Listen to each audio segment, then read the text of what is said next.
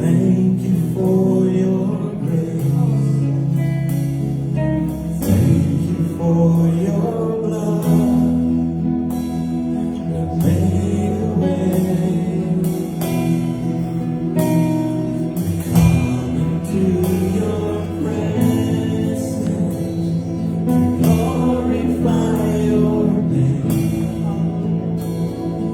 Lord, I stand amazed in what I see. Grace, your mercy for me, your loving kindness for me, your tender mercies I see day after day. Forever faithful to me, always providing for me. Great is your mercy for me. Great is your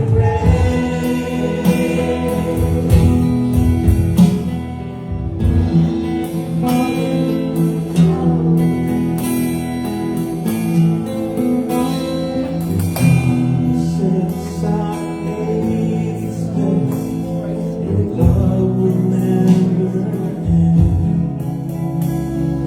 Thousand generations come and will stand, showing grace and mercy to those who fear your name. Establishing your righteousness and praise. Great is your mercy for me, your loving kindness for me, your tender mercies I see day after day. Forever faithful to me, always providing for me. Great is your mercy for me. Great is your grace. Great is your mercy for me. Your loving kindness for me. Your tender mercies I see day after day. Forever faithful to me, always providing for me. Great is your mercy for me. Great is your grace. Great is your mercy for me.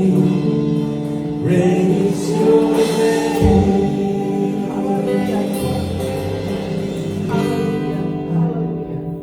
We thank you, God. So true, Lord. Great is your mercy toward us, your loving kindness toward us, Lord. Yes, Father. We feel it, we see it.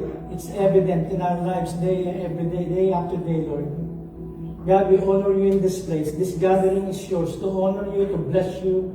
And we ask that your presence will be strong. Your Holy Spirit will guide us all through every part of this gathering this afternoon. Yes, Father. Even bless the Sunday school, God, the teacher, and all the kids who will be there, Lord, in the class. We honor you and bless you in this place. In Jesus' name, we can all say, Amen. And amen. We may be seated. Thank you, worship team. Praise the Lord.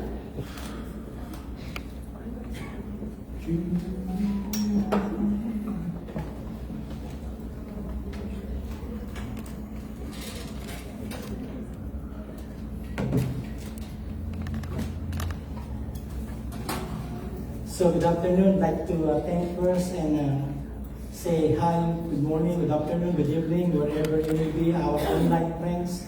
We thank you for subscribing to our fellowship here in Jacksonville, and thank you for to everyone in the auditorium this afternoon. So we have a guest, Imelda's friend.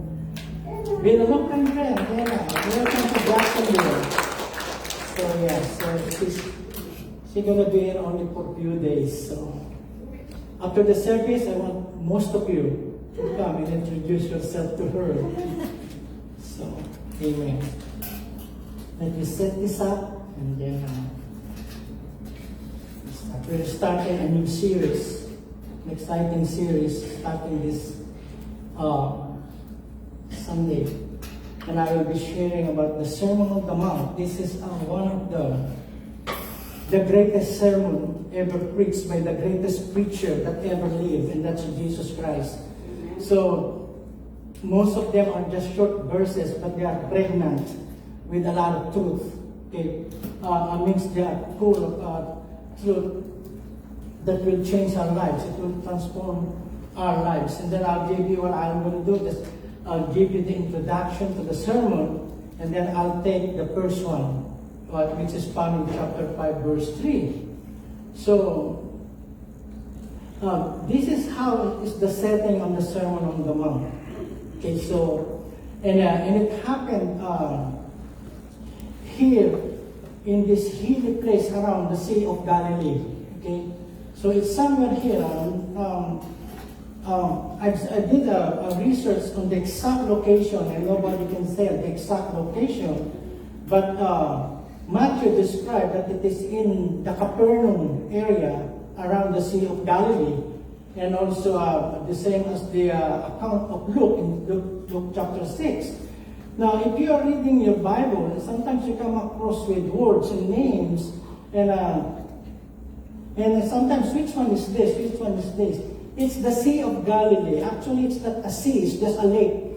Okay? It's just a lake, it's just a small lake compared to other lakes. But that's not, they call it the Sea of Galilee because the area around it is what they call Galilee. And one of the names of it is Lake of Gennesaret. And the other one is the Sea of Tiberias after the a Roman official. And then in the Old Testament, it is called the Sea of Kinneret. Okay? So if you see those four names, they're just pertaining to the same place, the Sea of Galilee. And that's where the fishermen, most of the apostles of Jesus Christ, that's where they do their livelihood as fishermen. So, and then I found this. They said that that landmark is the actual site of the Sermon on the Mount, which is very close because it's not really a mountain. It's like a hilly place. And Jesus Christ probably is on the slope overlooking the lake, the Sea of Galilee. And it's interesting, okay, the Ten Commandments that I preached to you or taught you about the last few Sundays, the Ten Commandments was given by God in a mountain. Okay? And the mountain is in the Sinai Peninsula near Egypt. Okay? And it's called Mount Sinai. And then in some places you will see Mount Horeb. And those are those two names pertains to the same mountain range in the Sinai Peninsula. So God gave him the Ten Commandments. And here, in the Mount of the Beatitudes, Jesus Christ gave us the greatest sermon that he ever preached. Okay? And it's exciting as we go through it, you'll find that there are 9 Beatitudes. Now, the word Beatitudes is not in the Bible. It's not a biblical term. Okay? It's a Greek, it's not Greek, I think it's a Latin word that means blessedness. Pagiging mapalad. Pinagpala. So, yun po yun. So, 2 great events happened. In the Old Testament, was given in a mountain, and here, Jesus Christ gave us. If you're going to go to Matthew 5, 6, and 7, those 3 are what we call the Sermon on the Mount. Okay, it's compiled by Matthew. And if you go to Luke chapter 6, Luke compiled just a portion of what Matthew recorded in his gospel, or the gospel according to Matthew. So let's go. I will read the first 12 verses, and I encourage you to read, because I will be on this subject for a long time. Okay? Because we're going to go one by one on each beatitude. So, and then let us see the setting. Okay, verse 1, 2, and 3 of Matthew chapter 5. And seeing the multitudes, Jesus went up into the mountain, and he having sat down, his disciples came to him. And opening his mouth, he taught them, saying, Happy are the poor in spirit. In most translations, the word happy is blessed or blessed. Okay? So, happy are the poor in spirit because theirs is the kingdom of heaven. Look at this. How many times the word happy was mentioned in these 11 verses? Actually, in just verses 3 to 11. First is, happy are the poor in spirit. That's what we're going to learn this afternoon, because theirs is the kingdom of heaven. The second, happiness is, happy are those who mourn. Silang mga nananagoy, because they shall be comforted. Sila aaliwin. Happy are the meek, yung pong mapagpakumbaba, because they shall inherit the earth. Makakamtan nila ang lupa. Happy are those who hunger and thirst for righteousness, because they shall be filled. 7. Happy are the merciful, because they shall receive mercy. Happy are the pure in heart, because they shall see God. Happy are the peacemakers, because they shall be called sons of God. In verse 10. Happy are those who have been persecuted for righteousness' sake, because theirs is the kingdom of heaven. Happy are you when they shall reproach you and persecute you, and say all manner of evil against you falsely for my sake. And then in verse 12 it says, Rejoice and exult, because great is your reward in heaven, for so persecuted they the prophets who were before you. From verse 3 down to verse 12, you can see the progression, which I will show you more of it as we go in our coming Sunday discussion of this beatitude. So, it's interesting if you read the book of Malachi. Have you read the book of Malachi? Okay. That's the last, he is the last prophet in the Old Testament. And that's the last book in the Old Testament, Malachi. And the last word, in the last book, in the last chapter of the last book of the Old Testament, it's interesting, is the word cursed, sumpa. And he will turn, God, and he will turn the hearts of the fathers to the children, and the hearts of the children to their fathers, lest I come and strike the earth with a curse. So you will see the last word of the Old Testament is a curse, sumpa. And yet, the first word, the first preaching, the first sermon of Jesus Christ is about blessing. Okay, he says, happy, you're blessed. He said many times. Now, the difference between happiness and joy, but we will see what that word happy or blessed means. Okay, now the word has a different concept of happiness. Okay, this one that we just read, and this one, the kind of happiness that Jesus Christ was talking is out of this world. Okay, in fact, that's what you call. It's not an oxymoron. But it is a contradiction. It's a paradox. Okay, it's like you're talking of the same thing, contradicting two things, contradicting each other. So the word, the concept of happiness is material success. Okay, if you have a lot of toys, they said, whoever has a lot of toys win. No, I see that in a bumper sticker of a BMW car. So that material success, if I can have that, if I can only live in that subdivision, if I can only have that size of house, if I can only things, okay, so it's that external. Okay, and some of you remember when you were courting your wife now? If I can only marry her, I will be a happy person. Is it still true today? You know? It's rhetoric, you don't need to answer. I can tell it by the look in your eyes. Okay? So it's all external, it's all temporary. That's the concept of happiness. In relationships, freedom, Like if I can do anything I want to do, however I want to do, whenever I want to do, however I want to do, without people telling me or without people getting nosy on my life, then I'll be happy. Okay, and yet that is also not true.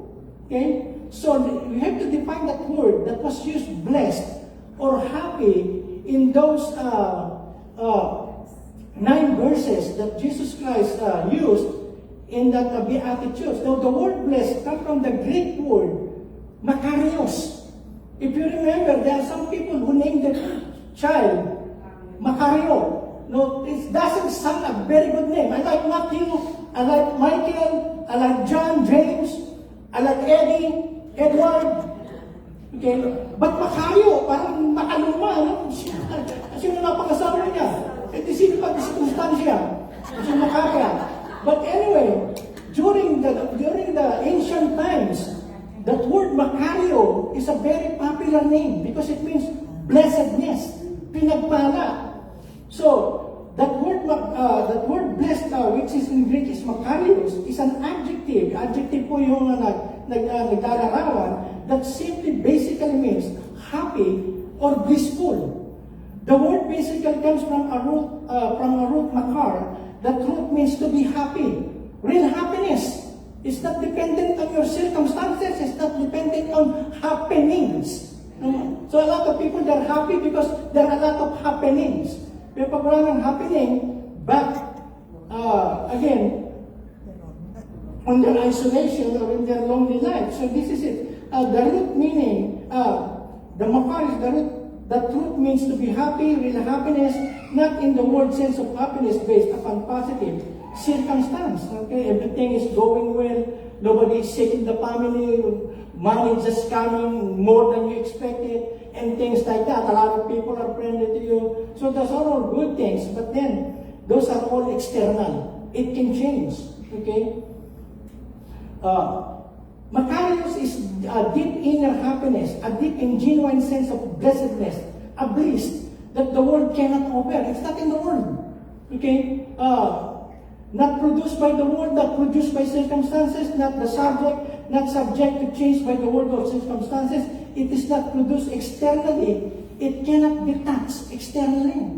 Okay? Because it says internal, it's within you. And then more on, blessed is a character word. It is used to describe God. That same word, Makarios, blessed are the meek, blessed are the humble, the peacemakers, and all of those things that Jesus Christ says. You can relate that word blessed in relation to God. In Psalm 68, verse 35, look at this. Awesome is God from His sanctuary, the God of Israel. He is the one who gives power and strength to His people. Blessed be God. Okay, and then in another psalm, awesome is God from His sanctuary, the God of Israel. He is the one who gives power and strength to His people. Saying, blessed be God. I'm sorry. The next one is verse 18. Blessed be the Lord, the God of Israel, who alone does wondrous things. And then in 19 verse 12, blessed are you, Lord, teach me your statutes. And then in Timothy, in those 3 verses in the Old, it refers to God the Father. But in the New Testament, it now refers to Jesus Christ. Look at what it says in 1 Timothy 1, verse 11. The teaching is part of the good news that our blessed God, now Paul, the blessed God that Paul is referring to is Jesus Christ. And you can read that in verse 12 of the first chapter.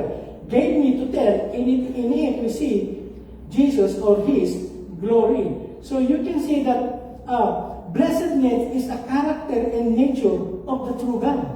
Okay? And look at this. Look at what it says in Peter. It's not for all people. It's not for all people. In fact, this beatitude, this Sermon on the Mount, this sermon that Jesus Christ gave is primarily and specifically given to His disciples. It just so happened that He is famous during that time because He has been doing a lot of healing, miracle, and His teaching is not like the teachings of the religious people. So Jesus Christ at the time of the sermon, He has already gathered thousands and thousands of people following him, but not faithfully following him. They're just following because they are attracted to him. Okay, but just want to make clear that the Beatitudes or that sermon is particularly given to the disciples. We can go back again in chapter 5, verse 1 to see that. But look at what Peter says this, one of the disciples. By which God has granted to us His precious and very great promises, so that through them, through the promises of God, you may become partakers of the divine nature. This is a very good version and a good blessing that we have in Jesus Christ. We have become the partakers of the divine nature of God. Okay, having escaped from the corruption that is in the world because of sinful desire, in Tagalog, ginawa niya ito para makabahagi tayo sa kabanalan ng Diyos. See, that's why we believers, we are not ordinary people.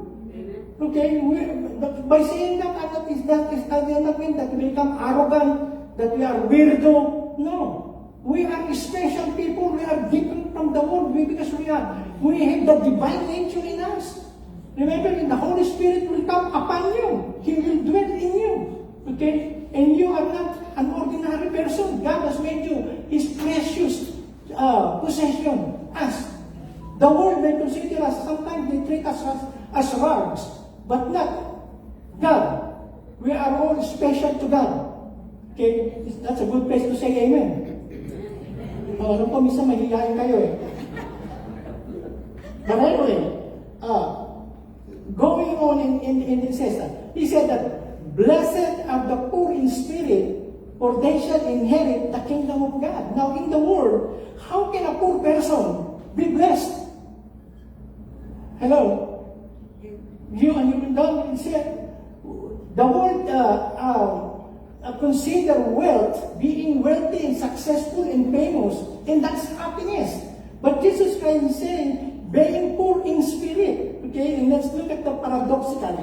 I will give you the meaning of paradox. It's a very good word. Hindi po yung sabon. Ano? Yung pangalan ng sabon. Ajax yun. Okay. Paradoxical, meaning it contains statements that seem contradictory or upside down from a human or worldly point of view, yet it reveals deep spiritual truth in God's kingdom. One example of that is in Isaiah 55 verse 8 and 9. God's thoughts are not like our thoughts. God's ways are not like our ways. For as high as the heaven to earth, that's how high the thoughts and ways of God from our own thoughts and ways. So now continue in Tagalog. Ang paradox, kasi walang talagang tiyak na salita, no? Ang paradox ay isang pahayag na tila sa lahat, ngunit may katotohanan. Halimbawa, ang mas marami kang ibigay, mas marami kang matatanggap. The more you give, the more you will receive. You see, in itself is contradictory. How can I have more when I'm giving more? Okay, but in the kingdom of God, mathematics in the kingdom of God is different than our mathematics. Okay? Ang mga paradox ay nag-uudyok ng mas malalim na pag-iisip at pagsusuri. Sa Tagalog, ang paradox ay maaaring isalin bilang salungat o pahayag na salungat.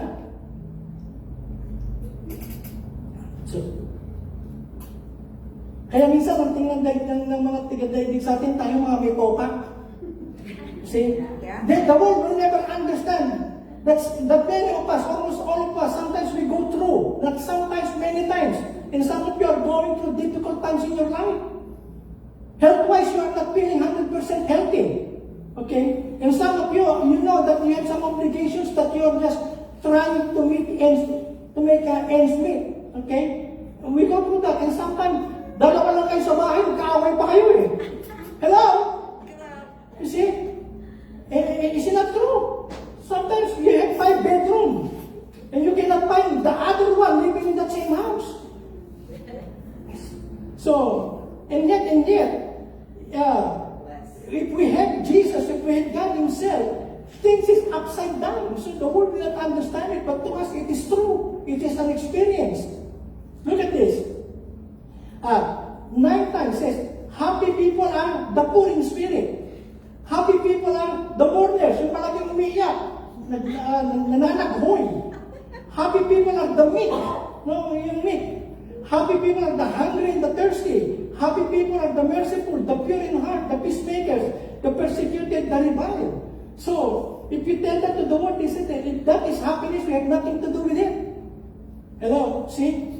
But then, like I said, in the economy of God, in the world that where God is present, things are different.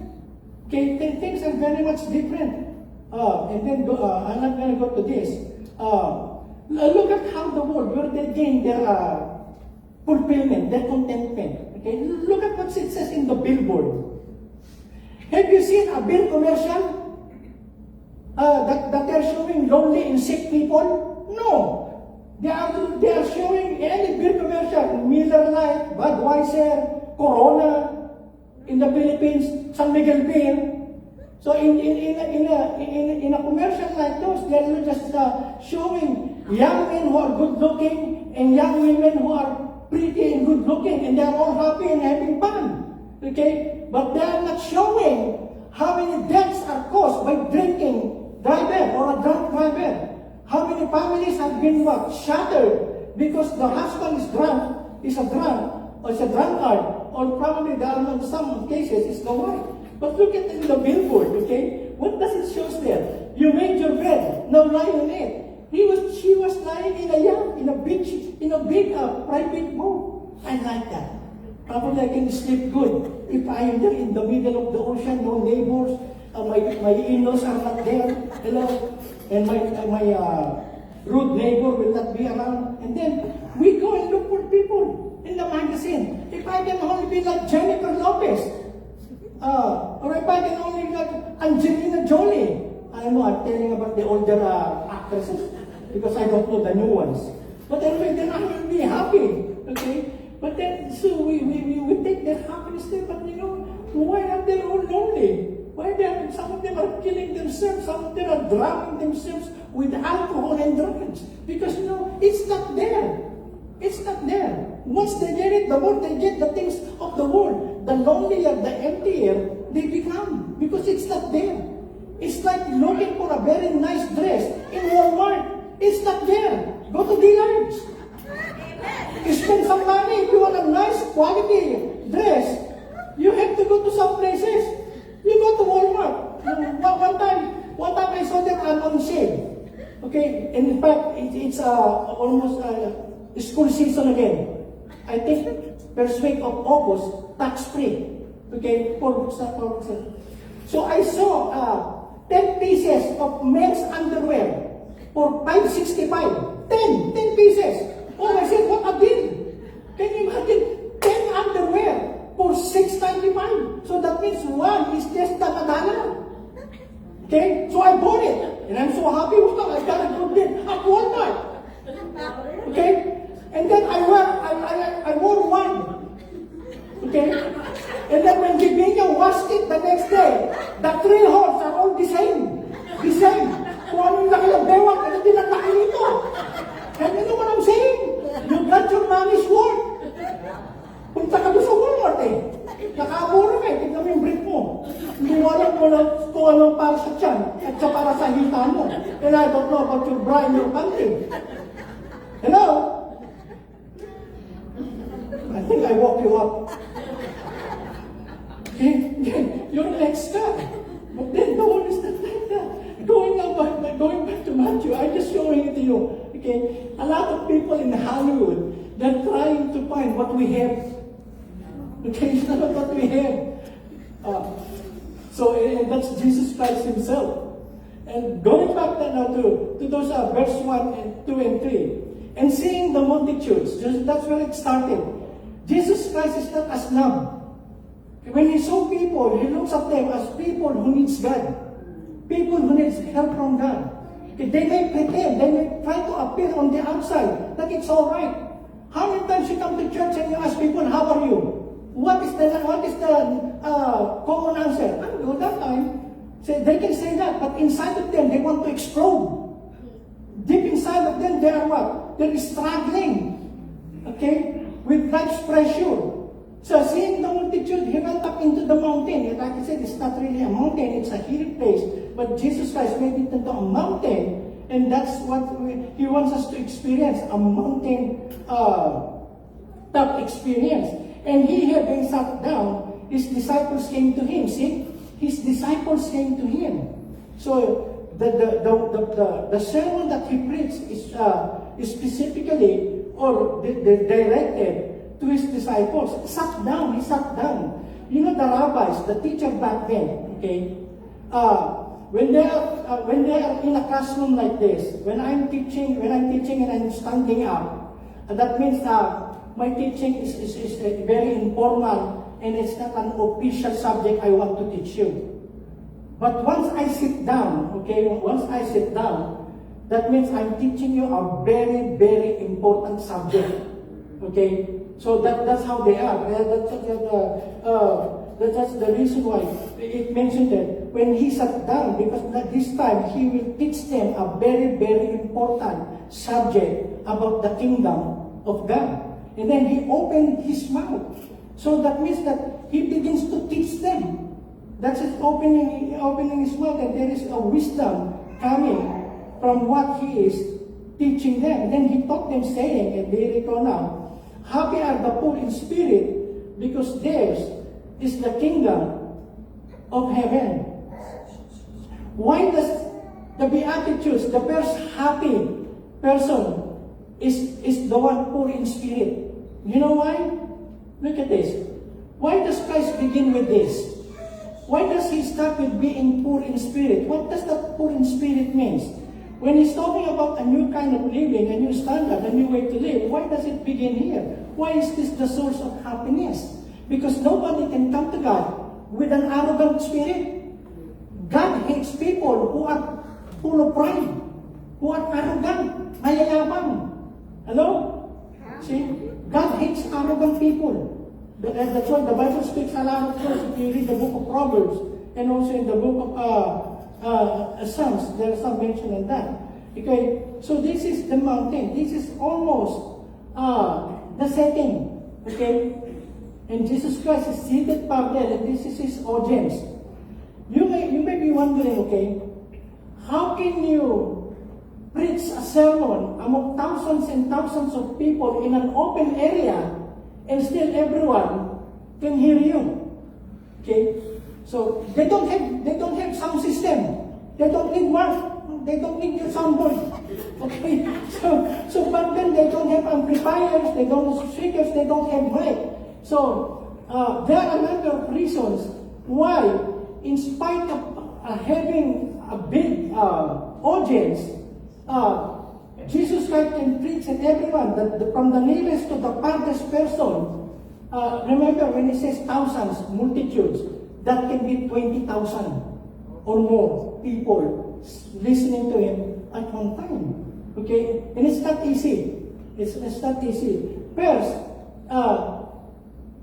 the location. Okay? This is a very good acoustic. That you have body of water and then surrounded by hills. So that means you have a very good acoustic, meaning the sound it transfers very nicely, and they can hear Him properly. Okay, so it's the location, and then also it's like an amphitheater. Have you been in an amphitheater? Those people performing on the stage, they are below, and you are in a like a circular arrangement of sitting. And another thing, people back then, okay, every one of them, they are good listeners. You know why? Because they don't have cell phones. No distractions. Unlike people now coming to church. See, kung hindi umiiwas. See, they have no distractions. They don't have HDTV in their home. So that, and they know that this is a place where you have to listen and focus your attention to what is being taught. So that traditionally and culturally, they are aware, they are accustomed to this kind of setting. So, and another thing is, Jesus Christ is a trained rabbi. They are trained teacher. You have to project your voice to the point that the farthest person like Kuya Vic can still hear me. Can you hear me, Kuya Ben? See, he is doing a thumbs up. So you know how to project your voice. I will just step aside. Like if you are assigned to pray, okay? I know we have microphones, but sometimes people we have microphones, but they still speak very soft that you can hardly hear what they're doing. You don't even know if they're praying or just mumbling, and all you just waiting is, I want to hear in Jesus' name. That means, Amen. Okay, but that mumbling, no. When you are praying, if you're assigned to pray here, whether it is for the opening or for the opening prayer, make sure it's not saying that you become too loud. Like sometimes I do. My voice is high pitched. Okay, it's loud. So the thing is, make sure that the parties person can hear what you're saying. They cannot say amen. Amen means I agree. That's what it means. Amen. I agree. Oo nga. Amen. Siya nawa. Hindi po ba? So how can they agree to your prayer if they cannot hear it? Yes. Yes. Amen. So the four amens. Okay? And so Jesus said, sometimes you are wondering, but Jesus Christ, he's got a captive audience. Okay? And not only that he project his voice, but the surrounding acoustic is very appropriate for a mass gathering like this. So, and Jesus sat down. So that is the posture of a rabbi who is teaching on official subject and a very important one. Okay, so that's why Jesus sat down. There are sometimes that, if you remember in Luke chapter 24, there are two disciples walking, and Jesus Christ walked with them, and he was teaching them. So that's another posture, but this is more, what do you call this, format, posture to teach an important subject. Then he opened his mouth. In Matthew, look at this. Happy are going down here. Happy are the poor in spirit, because theirs is the kingdom of heaven. Now, the poverty that he's talking about is not material. Okay, there's some people, if you're going to go to Luke, I'm going to look, refer to the Luke version of the Sermon on the Mount next Sunday. But you say, poor in spirit. So some people think, if I'm poor, I'm blessed. If I have nothing, no dinero, de nada, mi pobre. Ano ba ibig sabihin nun? Yun nga, walang kwartam. Awangin, di kwartam. Okay, ano, isip sabihin, naintindihan nyo natin. Okay, so, no, that's not what it's saying. Poor in spirit, that's not what it means. Like I said, the opposite of that is what? Is arrogance. Lord, I don't need you. You know why a lot of rich people are not converted to Christianity? Because they don't feel any need for God. They got everything, as materially speaking. But you know, until you come to God and say, so I have nothing, then you cannot be, you cannot inherit the kingdom of heaven. This is interesting. I saw this. This is the Church of Nativity in Bethlehem. It's a Catholic church, okay? But the entrance to that big church is the tiny door. It's just a tiny door. It's only 4 feet. About this high. Kuya Mike, some of you are taller. It's only 4 feet high, and it's only about 2 feet width, okay, or 2 feet wide. 4. So the thing that they purposely built the church with a very small entrance. They say that everyone who will come and meet with God inside should humble themselves. They should bow down, because the door to heaven is what low. See, if you want to be lifted up, you must go down. The way up is the way is what? To kneel down. So, and this is a very good image or graphic to show us, without humility, you cannot get anything from God. Okay, so let's continue on. Look at what it says in Proverbs. The Lord hates, can you imagine? The Lord hates those who are arrogant, who are proud. You can be sure He will punish them all. Lahat ng mayayabang. Kaya si Rod Navarro, manda siya. Some of you doesn't even know him. And then, some more. Happy are the poor in spirit. I keep on repeating that. What kind of poverty is he talking about? Okay? Now, again, as the Macarius is for the word blessed, there is a word that was used for poor in spirit, and that is pitapos. And it has something to do with this.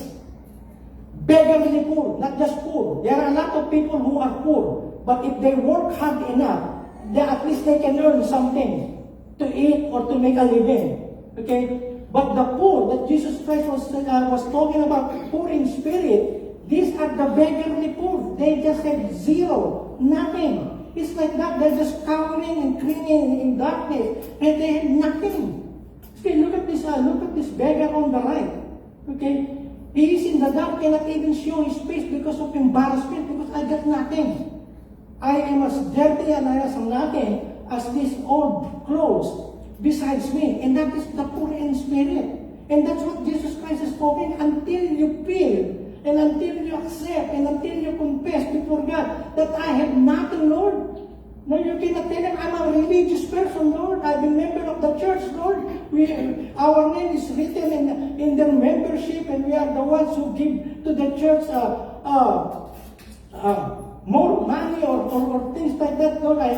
We sacrifice a lot of things for the church. We help out needy people and things like those are not bad in itself, but those are things that you accomplished and you're presenting to God. Okay, Paul said, I consider everything as done. Paul said, everything in my life, everything that I accomplished, every success that I obtained, I consider them as tekla. Okay, I consider that's what the word is. Okay, that he used. It's nothing. I have no confidence in the flesh, meaning those are all nothing to you. Okay, and if you remember the parable, the rich man and Lazarus, are you still there? You remember in chapter 16, there was also a very poor man named Lazarus. Okay, that's the word that was meant. Poor. This is beggarly poor. This is wala. Salat na salat. Okay, and then it is not just poor. It is begging poor. Can you imagine God saying, look at the diagnosis of God as far as people is concerned, as this empty in spirit. Man is empty, poor, helpless. He is pitokos. That means there's nothing. Wala. Have you experienced that? Wala. Some of you you've never experienced that in materially speaking. But he is not talking about physical begging. He is not talking about physical poverty, yung kadukhaan, kakulangan, kawalan. No, he's not talking about those. He's talking about poverty of spirit. No? You remember the tax collector and the Pharisee went into the synagogue, to the temple to pray, and the Pharisee was bragging, Lord, I thank you that I give you my tithes and my offering. I thank you, I'm not like this guy here. Okay, who is a sinner, who takes advantage of a lot of people. I'm not like him. Can you imagine praying to God? But when the tax collector says, you find that in Luke, he cannot even look up. But he was beating his breast. Lord, I'm a sinner. Be merciful to me. Panginoon, makasalanan ako, mahabag ka sa akin. Cannot even look up to God. Just like the beggar, cannot even look up. They just reach out in the dark. Somebody will just give them arms. See, and Jesus Christ says, who do you think? The religious person, the Pharisee, or the tax collector who went blessed by God? And Jesus Christ says, the sinner. Who can understand God? No, please. Unless you forgive me, unless you've been merciful to me, I cannot survive this life. I cannot have you in my life. So, and then Jesus Christ is saying, happy are you when you are like that? See? Happy are you? See, look at that. Can you imagine how in the world, that beggar guy, I'm just giving you pictures, okay? I'm just giving, how can a person like this, Jesus Christ says, how can that if you have emptied yourself, you know you're poor, you're helpless, you're destitute, you are in need of God. And then Jesus Christ says, that is a happy man. You see, you don't need to really, we people, especially we Filipinos, nalalaman ito ngayon ni Ena, ganun pala sila ito. All of us here, one of the big traps that we have Filipinos or some immigrants, here in the United States, we always want to compete with other people. If they have that, I want to have that. If they're wearing that, I want to wear that. If they're living in that subdivision, I want to be in that subdivision. If they're wearing that kind of shirt, I want to wear that kind of shirt. I know some people, they want to be like me because okay. So, but then again, the Bible tells us, be content in what you have. Happy are you in your poor spirit? It is there. I know. Nobody is excited in life's difficulty. We go through sickness. We go through luck. We go to people, no matter how good you are to other people, they will not take it positively. They will take advantage of you, or sometimes they will even abuse you if they find that you are generous. Hello, but that is the world because it's simple. And yet Jesus Christ is saying, but if you are poor in spirit, all that you have is zero, nothing, and you come to God and says, Lord, I want to inherit the kingdom of God. I have nothing to offer. I have nothing to give. And I'm just taking it at your word. So empty. Look at what it says in Isaiah. I'm about to finish. But this is God talking. Look at this.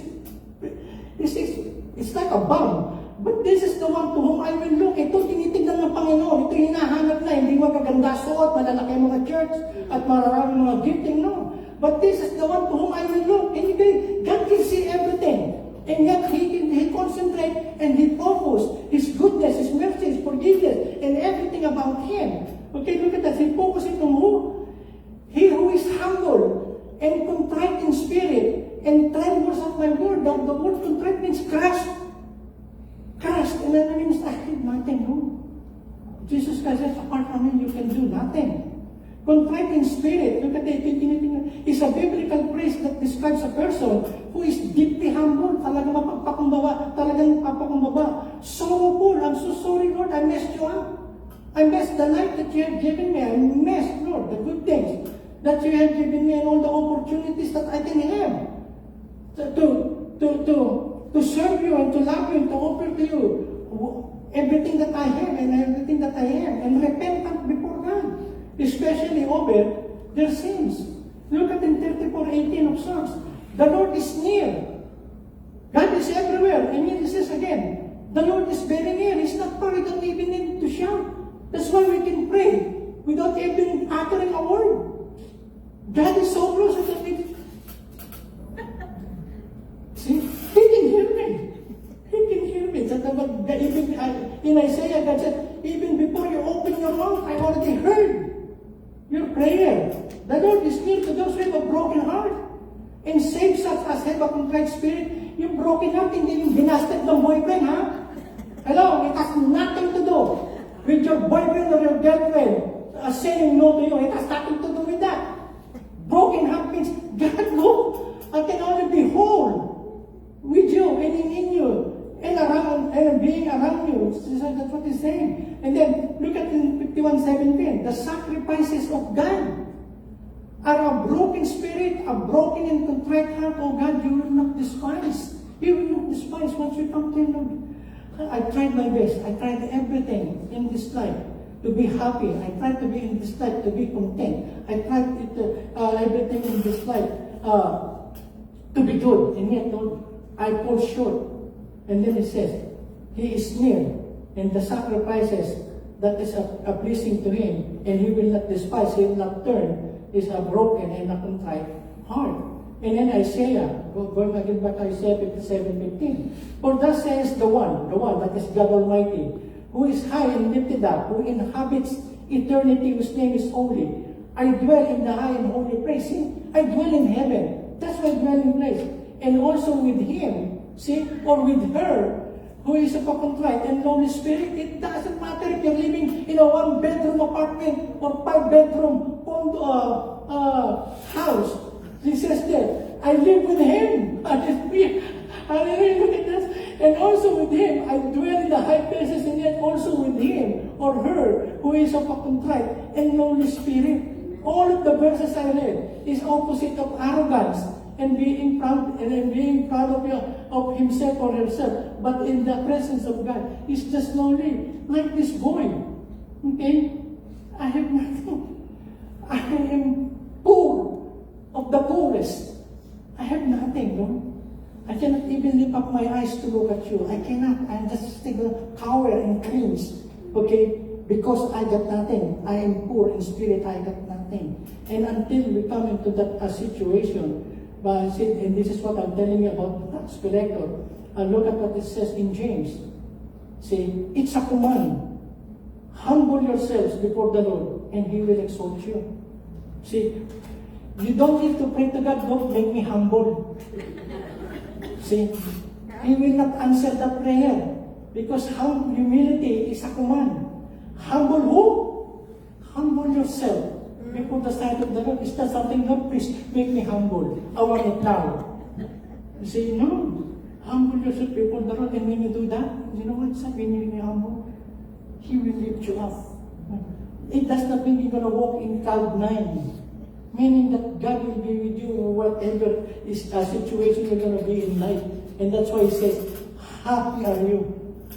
Happy are those who are poor in spirit, for theirs is the kingdom of heaven. Not when we die, we're going to go there. Even here, while we're living, we can experience that kingdom of heaven, which is Christ Himself. Okay? Amen.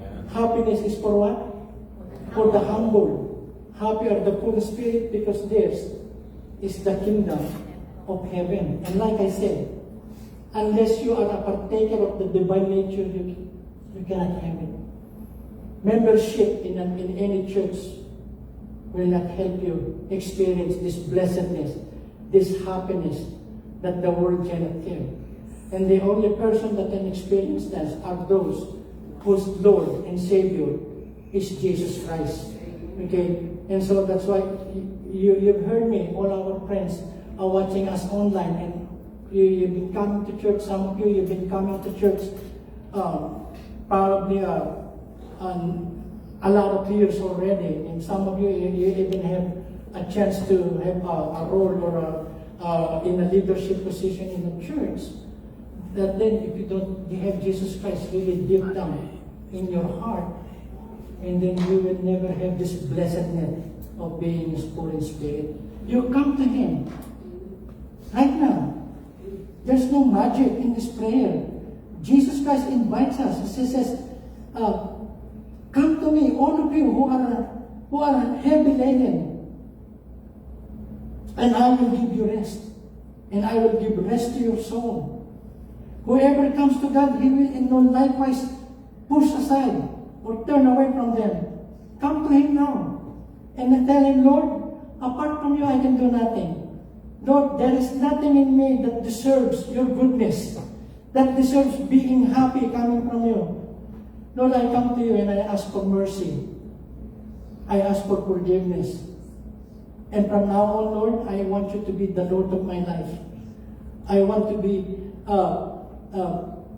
the person that you are pleased to live with, God, to inhabit. That's what you said, God, that you inhabit the lowly, those people who knows that they are bankrupt in spirit. Come to Him now. Tell Him, Lord, I want.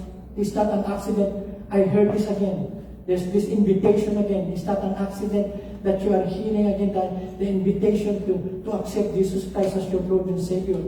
Make it true to your heart. Only you and God knows. Thank you, Lord God. Thank you that you're seeing our hearts and you are seeing those people who are coming to you like that beggar, Lord, who's just beating his chest, Lord, saying, have mercy on me, a sinner. If you come to Him, He will not forsake you. He will make you as His own child, His own son, His own daughter. And make your prayer to live your life pleasing to Him until the day that He will take you to Him. God, thank you for your words. Thank you, God, for the Beatitudes. Thank you, Lord. Just the first one, Lord, just said, happy are those who are poor in spirit, for they shall inherit the kingdom of God. Thank you for your words, Lord. We bless you in Jesus' name. Amen.